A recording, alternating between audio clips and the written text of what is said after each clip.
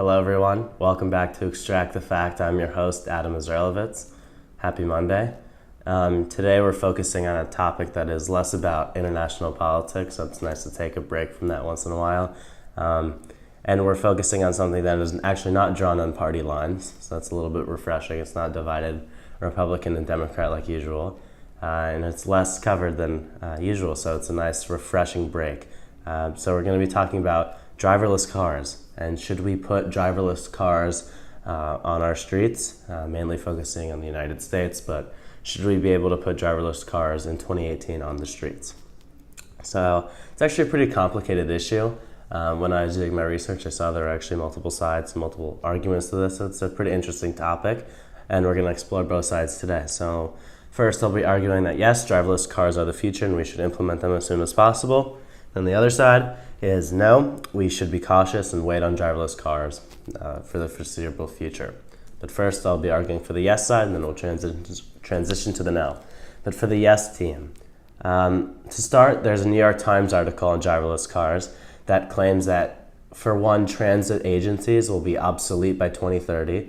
So just using New York as an example, because I'm from New York, they're arguing that the MTA will be obsolete by 2030, and instead we shouldn't be putting extra money into urban infrastructure, and instead we should wait because driverless cars are the future. So what they're proposing, and some people in this Times article are proposing, is that we actually pave over subway roads, road lines, and instead pave them over to cement, so actually driverless cars can have an underlying system.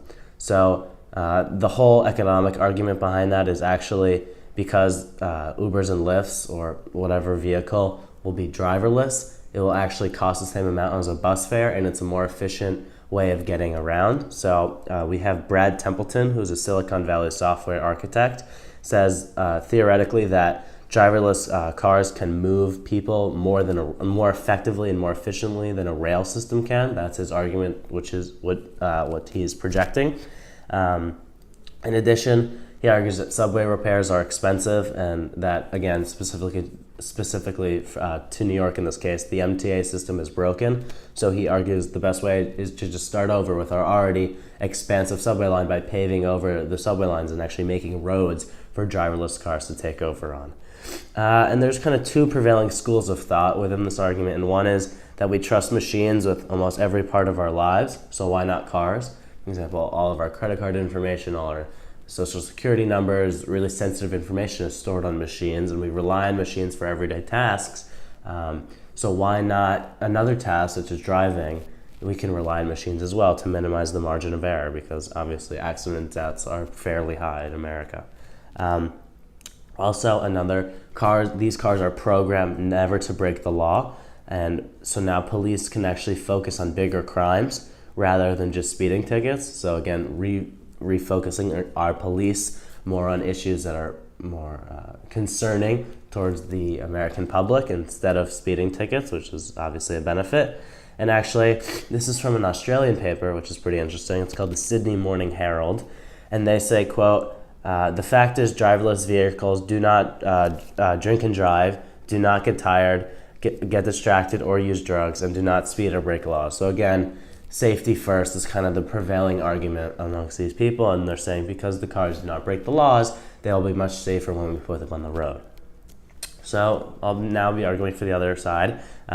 No, we should be cautious and actually wait on driverless cars. So what I noticed here is they're actually, in a lot of these arguments, are using premises from the yes team, but it's actually they're seeing it in a different way. So it's really interesting. So we'll see. We'll just go through it here. So first, one of the prevailing concerns amongst the no camp is it's an unrealistic hope. They're saying in the first New York Times article, they said by 2030, all transit systems will be obsolete. Well, they're saying that is a huge contingency and that is a huge hypothetical, and it's an unrealistic hope that can lead to huge urban transit risks. For example, many millions of New Yorkers ride the subway to get to and from work each day, and if you just want to cut that off in favor of a risk down the line, that is not something, that's not a comfortable risk worth taking. And many people argue that the economics of paving a subway are unknown. So again, driverless cars that is not a foreseeable method for driverless cars. Also, it's a huge risk. Again, it could waste billions on a false hope that never transpires. The Telegraph writes that cybersecurity also is a huge issue, and humans also, this is an important contingency here, along with that cybersecurity is an issue. It's driverless cars, while they are programmed to never break the law, it does not take into account human error. So driverless cars are programmed to react to other driverless cars. But human error, it's difficult for the driverless car to react with human error. So if you have a human driving one car and then a driverless car, it's very hard to interact with one another. So in addition, adapting to new roads and new infrastructure, because we're always developing, we're always building new types of roads and infrastructure, it is hard for the driverless car to always be adapting and always changing its software to adapt. And in addition, a robotics expert, Mary Cummings, who is a professor at Duke University in engineering, says there are real gaps within the computer vision and sensor fusion software inside driverless cars in 2018. And in addition, there's no regulation on these cars. So again, no governmental regulation coming down on these cars because it is such a new technology. So there's a prevailing argument among the no camp that these driverless cars are moving too fast. So in addition, I found on sciencemag.org a really interesting kind of, it's a graph, and I just want to read to you guys a little bit about where we actually are in our technology search for the driverless car, because there's a lot of misconceptions and a lot of false marketing out there by auto industries. So at level 1, the car accelerates, brakes, and steers. And first of all, sorry if you're not explaining, there are 6 levels to the automated vehicle. And right now, I'll read to you some of the levels. So level 1 is the car on its own can accelerate, brake, and steer. And the driver can do everything with some assistance. So that is what most cars are right now. Now, what is in testing is level 2, which the car accelerates, brakes, and steers. And the driver remains in control, monitors, and reacts to conditions. But again, the car has more of this control. Level 3 assumes the car assumes full control within narrow parameters, such as when driving on a freeway, but not during mergers and exits. So that is also being currently tested. But level 4 and 5 is what many people think of when they think of driverless cars. They mean complete control. You just type in where you want to go and the car will take you there.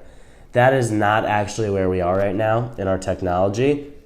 And those levels are from Science Mag. It says, quote, level 4 is where the industry wants to be, and level 5, which is complete control, is, quote, somewhere over the rainbow. So obviously, we are not as far as many people think we are in this hunt for the driverless car. So that is an interesting thing to keep in mind, saying, because marketing can sometimes be misleading about how far we are with our automation technology.